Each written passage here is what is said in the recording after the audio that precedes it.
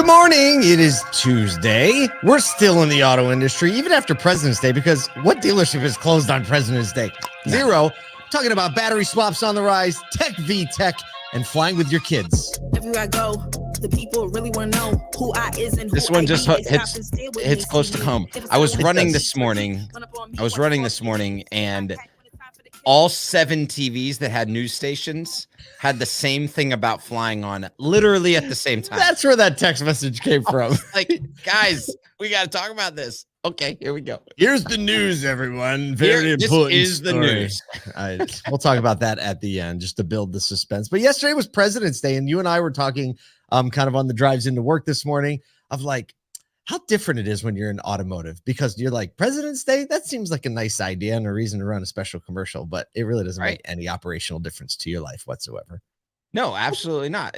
Like all of the emails, all of the, I think I wrote it yesterday. It's a bunch of emails and flyers and banners and point of sale materials, and everything is pushed toward President's Day. And then it's funny, like whenever you got a holiday that everybody else is off in the country that works at like the banks or the all of that type of stuff, government schools are off. You're like driving into work and you're like, how'd I get here in half the time? Right. Somebody's got to go to work. And someone's got to go to work. So auto dealers put in the time, and I'm guessing, I haven't heard from much yesterday, but I'm guessing that auto dealers did all right just by the way that the vibe has been going to start this year. I love it. Hey, I love this comment from William Reynolds. Just walk 6 miles. Let's get this day going. That's the spirit that made the automotive industry great. Just walk 6 miles, just for fun, just to start the day. So, our email. We have a daily email. If you didn't know about it, you should know about it, and you should get it. Just go to asodu.com. And by the way, experience the fastest site in automotive news that you've ever seen in your life. Just go to asodu.com and watch it pop up like it's an app. We're just going to leave that there for a second. Bam. But you can sign up. We can claim that, by the way. We can claim that. We just did, I think. Somewhere. We just did. But the email goes out every day, and it's just so much fun to read. It's just like a lot of insights about news or automotive and culture. It's just fun. Try it. You'll love it. Yep. But the reason I brought it up is because yesterday was President's Day, and you could tell automotive's working because the open rate was close to 50%. Let's go. So with the daily email, open rates in the 40s to 50%, like, people are reading it on President's Day, not because they're sitting at home doing nothing, because they're out there working. Yeah. Out there breath of fresh air every single morning. All right, let's get into the news. Now, the news today was also indicative of President's Day, because every morning we scour the news, and I was like, dude, it's like everyone ran yesterday's stories. And Kyle's like, President's Day. Because they did. Because they don't work in dealerships. They work in news organizations. They wrote them all on Saturday afternoon. They were like, this will be good for Tuesday. No big deal. They have a little thing that we don't have the luxury of around here in the Asodu halls called redundancy. There you go. Which is kind of ironic, given that you and I look the way we do. I know. We're saying we don't have redundancy. Actually, we had someone yesterday ask us if we both have twins running around. That's not okay. That's not. Imagine 4 of those. I said to you this morning, if there were 2 of me, one of us would have to die. We have problems. We would. All right. So we're going all the way to China for our news today. Chinese EV maker NIO plans on adding 1,000 battery swap stations to its network by the end of the year, according to founder and chairman William Li, bringing the total number of these battery swap stations to 2,300. So basically, this method solves the problem of like, hey, I have to wait 20 or 30 minutes for my vehicle to charge. Not here. You drive into this shoebox-looking building. Actually, it looks like a sneaker box, and if it was mine, I would design it so it looked exactly like a sneaker box. Cool. You go in, and it's cool. We linked it up in the show notes, but you on your screen as you approach, you pick which battery you want. And the car kind of like goes into the thing, and then you just wait 7 minutes and it swaps your battery out and you're on your way. So it seems like a pretty reasonable solution. 7 minutes in and out, you get the new battery, and then you have to swap it at the next place. Also, think about this, like the batteries can charge when the grid isn't at peak. There you go. So because then you have all the batteries in storage that are just storing when they are.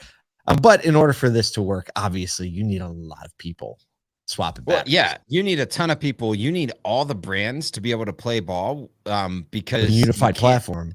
Yeah, so you have to have some level of unified platform, or this is, just think about, like, if you put gas in your car, there's one tube that works with the type of hole that you need to Pump go in the size, gas. yes. And so, like, in order to replicate that with batteries, we have to have platform agnostics, and that's going to be a pretty difficult thing. It's really interesting. I don't know if you remember, but like probably 10, 11 years back, Tesla actually had a prototype of this at one of their announcement events. A battery swap thing? Yeah, and they showed it live. They like did a battery swap live on stage. It came from underneath the floor. Yeah. It's interesting to see Neo kind of taking that and now having, getting up to this 2,300 location level. Like that allows for a lot of these to happen. And I think this type of move, although you would need some level of platform agnostics, is definitely the way to enable a quicker charging opportunity, because 7 minutes, like, that's just a couple minutes longer than what I normally spend, from getting out, getting the gas, that type of thing. And you don't have to get out of your car. Yeah. Unless you're in New but Jersey, getting gas, it's like, I would say that's a 5-minute stop, right? For most people that don't have Lincoln Navigators, that's a 5-minute stop. So to go to a 7-minute stop, that's a lot more reasonable than a 30-minute stop for your full charge. Yep. But how many of the swap? Yeah. I mean, there's all kinds of things, but look, that's how innovation works. Somebody's got to try it. Somebody's got to do it. You check the links out in the show notes. One of them, a lot of these apparently are done like in the Netherlands, and there's some in Australia too. So I think they executed like 20,000 swaps, or I don't know, a lot. They're doing it somewhere, but when you look at Tesla and the rest of the charging realm, we can't even agree on a charging standard for the end of the prong thing. No. I don't know that like getting the same battery. I think it's an uphill battle, but there you go. Somebody's doing it, and that's how it always starts. Speaking of people who are just doing it, segue Time. This is not a Nike story. This is not a Nike story, but we're dredging up some great stories from the last 2 or 3 months of automotive. And this one we found on Automotive News this morning. So back in December, 40 teams, and I know it's back in December. You're like, what does this have to do with news? But this is important because we want people to pay attention to this, especially service departments. 40 teams of high school technical trade students competed in the North Texas Automobile Dealers Auto Tech competition, which is a troubleshooting competition where teams are basically in a timed event. They get a service ticket, they have a vehicle, they have some tools, and they have to troubleshoot what's going on with the vehicle and have a result and like put it back, right? Who wins? Each team has a dealer sponsor for several weeks before the event to prepare them, which is pretty awesome, right? An opportunity to get to know some of these techs and get them ready. 117 students competed. Over 700 attended the trade show, and they could compete for prizes like Snap-on tool sets, job offers. How's that for a prize? Let's go. You win, you get a job offer. Right. And then they would also like some further education that was paid for by foundation, and opportunity to get to drive around the IndyCar NASCAR track that's next door. So that's pretty good. That's how to bring some people into the auto industry right there. That is like full funnel approach to technicians and finding new people to come on board. If you don't have an auto dealers association that's doing this, go get your closest 5 competitors and all do it, right? Like, find some way to engage the community, get into the trade schools and the high schools that are close to you, and figure that out. Because, hey, and if it's your 5 closest competitors, if you all get technicians, everybody wins. Especially if you're pulling them from everywhere else. There's more than 5. We've seen a lot of dealers and a lot of our friends really leaning into the trade school mentality in the last several years. Liza Borches is one.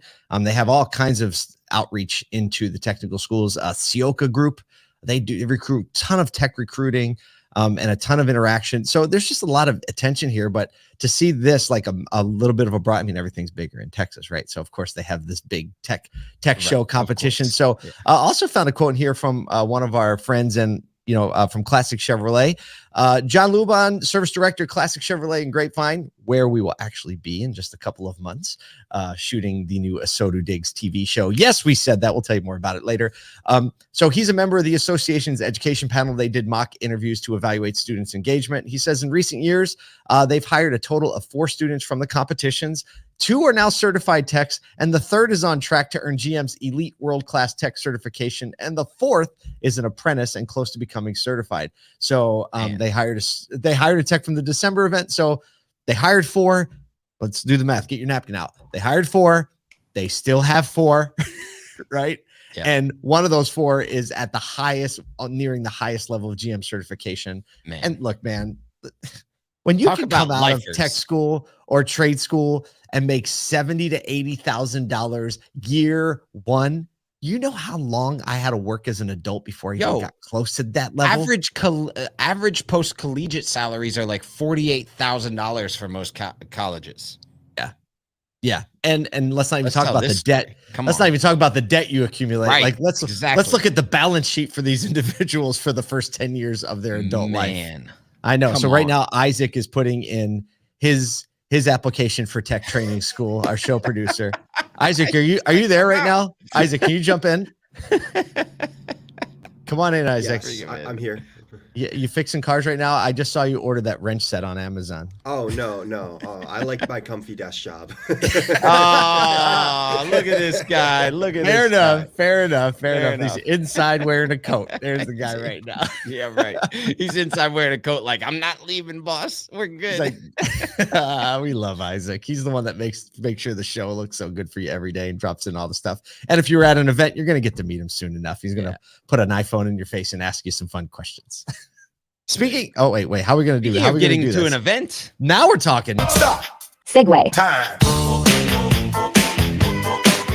So I see this as a big part of the retail auto industry because we see so many families not just being a part of like the social ecosystem, but actually a part of events, people traveling with their families, their kids, all of that type of stuff, including a couple guys you hear and see right now. But today, United has some good news for all those family flyers as they opened up more preferred seats to travelers under 12 years of age so they can easily book seats next to their parents without paying the extra fee.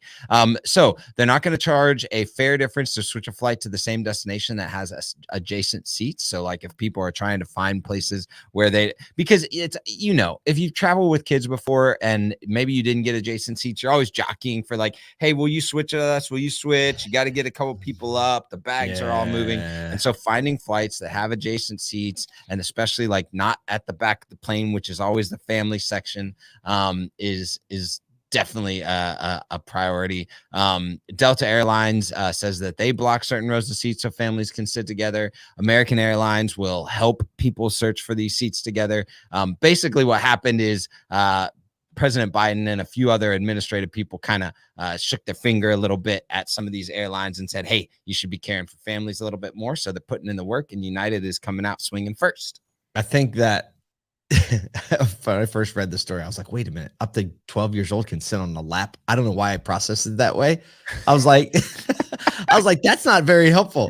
That's not very helpful at all. But one of the cool things about this too is that if you can't get seats or if you're traveling, you can actually switch to another flight fee-free in order to get the seats together that you want. So I don't know if you don't fly a lot, when you have like pay the standard rate, basically all the seats that show up that are available are either in the middle row, like middle seat, or in the back of the plane. And now if you have someone under 12, they're going to open up the other ones so you can see the other ones too. It's good. Yeah. Hey, it's positive movement. Positive movement. So I like it. We like to celebrate when companies do things like that. Kudos. Then everyone else tries to respond. Oh man. Well, it's Tuesday after President's Day. No one's getting back from their day off. Everyone's already got a full head of steam going into the week. So just pay attention to the world around you, serve some customers, serve one another, and go book a flight with your 12-year-old.